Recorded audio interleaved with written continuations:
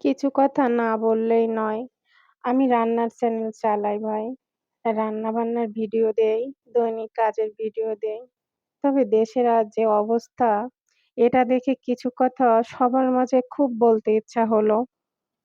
জানি না সবার কাছে সেটা ভালো লাগবে কি খারাপ লাগবে।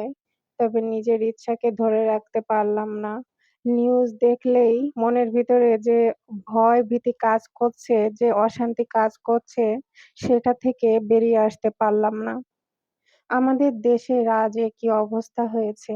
এভাবে চললে তো ভাই সামনে আমাদের সবারই জীবনের অনিরাপত্তা হবে। এভাবে কোনো সলিউশন হয়? আমরা যাদের হারিয়েছি এসব করলে তো আর তাদের ফেরত পাবো না। বরং এমন করলে সামনে আরো আমরা তাজা, তাজা প্রাণ অঝরে ঝরে যাবে।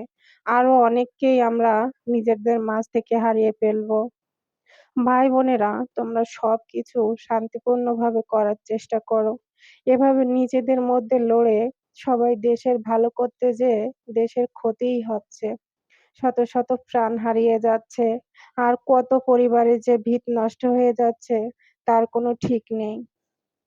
এভাবে লড়াই করা কোনো সলিউশন হতে পারে না। আমার মতে সবার শান্তিপূর্ণভাবে মীমাংসায় আসা উচিত। আসলে এভাবে চলতে থাকলে আমরা প্রতিদিন যে অশান্তিপূর্ণভাবে আমাদের দিন কাটছে, তার থেকে কখনোই আমরা বেরিয়ে আসতে পারবো না। বরং আমাদের ক্ষতিই হবে।